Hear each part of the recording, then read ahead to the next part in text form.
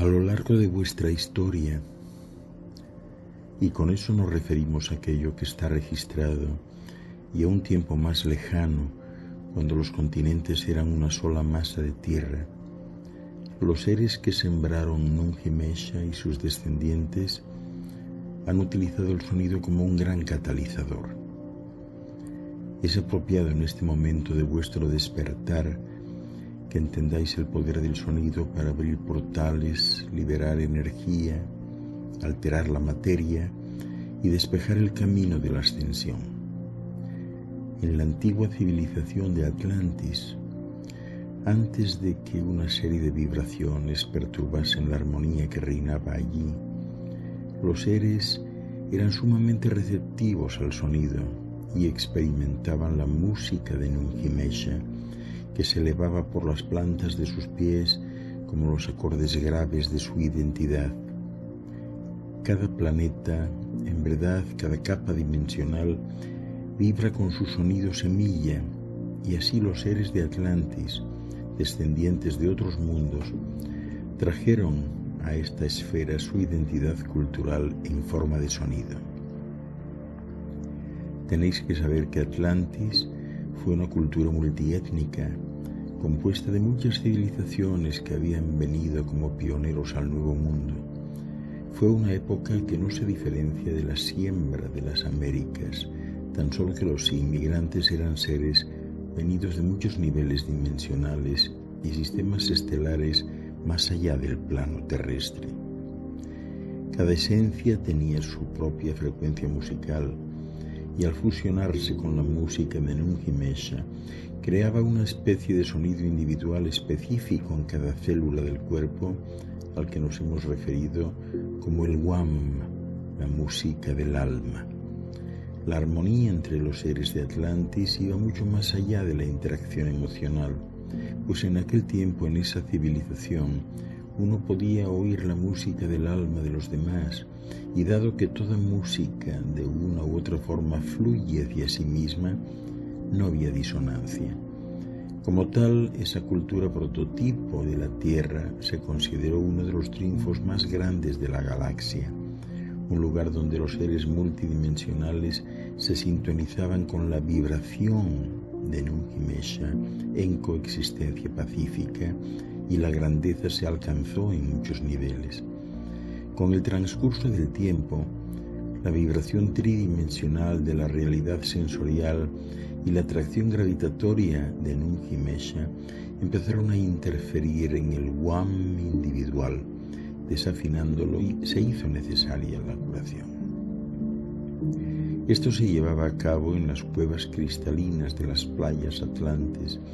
donde las sacerdotisas sanadoras afinaban el WAM simplemente tocando la matriz de cristal correspondiente, lo que generaba un tono resonante que devolvía la armonía al individuo. Ahora estáis recordando el uso de los cristales en la curación, pero aún tenéis mucho que aprender con respecto al uso de las claves musicales de los cristales, pues es en extremo sutil, y la mayor parte de la humanidad, atada a la tercera dimensión, ha dejado de escuchar la música del prójimo. La intervención de seres del exterior en generaciones posteriores no solo desafinó la sutil vibración individual, sino que al ser tan poderosa su agresión, sumió la frecuencia de sonido, el WAM de Nungi-Mesha, en una violenta disonancia muy parecida a la de hoy. Con la fuerza del guerrero omnipotente, utilizaron el conocimiento de la clase sacerdotal sobre el sonido y sobre los cristales a una frecuencia tan devastadora que podían hacer detonar el sonido igual que vosotros detonáis vuestras bombas de guerra actuales. Y os recordemos que la guerra de sonido aún se sigue usando para controlar y dominar. Lo que aún no sabéis acerca de la destrucción de ese continente y de la subsiguiente inundación es que la perturbación de las frecuencias de sonido de Nungi-Mesha es lo que hizo que se perdiese el equilibrio en el planeta. Y aquí os ofrecemos otra clave para entender qué es lo que mantiene la cohesión en esta esfera y lo que desplazará las arenas una vez más. 3 de los sumos sacerdotes en Atlantis escaparon de la devastación final de ese continente archipiélago y llegaron a las orillas de lo que hoy en día son las montañas del Himalaya, donde establecieron el conocimiento del sonido y de la forma geométrica sagrada. Poco después se desplazaron a Egipto, al Peloponeso y al Oriente. En el florecimiento de la civilización atlante, los seres que poblaron ese inmenso archipiélago operaban en una conciencia multidimensional. Por este motivo hay cierta confusión en cuanto a la realidad material de esa tierra. Atlantis, en sus muchas generaciones, realmente existió en la tercera dimensión, como le llamáis ahora, y si su importancia está aflorando a la superficie en este momento en vuestra memoria, es simplemente porque desde que emprendisteis vuestra procesión a la era de Acuario, habéis empezado a redescubrir los secretos de vuestros antecesores. Al mismo tiempo se está recuperando el así llamado ADN basura, lo que hace que toméis plena conciencia como seres galácticos que habitáis el planeta verde y azul. El libro acásico, vuestros viajes personales y una visión general del futuro previsto se hacen uno en el despertar y está a vuestra disposición ahora que el velo de la oscuridad está desapareciendo. Los 3 del Himalaya acordaron preservar el conocimiento de la música del alma para las futuras generaciones de Nungi Mesha, pero había que ocultarlo de aquellos que, como en Atlantis, abusarían de la energía para controlar y distorsionar la frecuencia, tal como había ocurrido con las formas cristalinas sintéticas de la tecnología vibratoria avanzada atlante. Su legado para esa cultura en lenta evolución consistió inicialmente en implantar portales de sonido,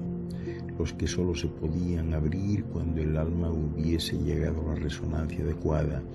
y luego el uso de formas geométricas sirianas como puertas sagradas a los reinos más elevados. Estos símbolos se entremezclan en la arquitectura de muchas estructuras del misticismo tibetano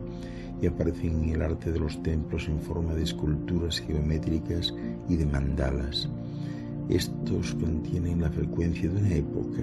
cuando la vibración musical se unía a la forma sagrada para abrir los portales de tiempo y dimensión en esa cultura. Lamentablemente, ese conocimiento prácticamente ha desaparecido de ese poderoso vórtice a causa de la invasión china a la más sagrada de vuestras culturas del siglo XX. Los lamas han escapado de las montañas nevadas del Tíbet, huyendo de la tiranía del dictador, y la mayor parte del conocimiento y los instrumentos sagrados han sido retirados de esa tierra santa. Quedan pocos que verdaderamente entiendan el poder del sonido en los símbolos sagrados, el cual quedó en las efigies de una época cuando la humanidad tenía en su poder muchas de las claves. Los primeros maestros tibetanos, descendientes de los atlantes, desarrollaron una manera de reproducir y conservar el Wam externamente mediante la creación de ciertos implementos sagrados que incluyen el dorje, la campana y el cuenco tibetano, un objeto sumamente sagrado que lleva en sus armonías el Wam del maestro para quien había sido creado. Pues bien, en esa época, estos implementos simbólicos se elaboraban con materiales extraídos de esa rica tierra, un vestigio de la sabiduría atlante de los cristales. Posteriormente utilizaron los 7 y los 9 metales preciosos que corresponden a los chakras, el teclado musical del Wam. Y así durante muchas generaciones, los líderes espirituales más desarrollados de esta civilización dominaron la frecuencia con tal maestría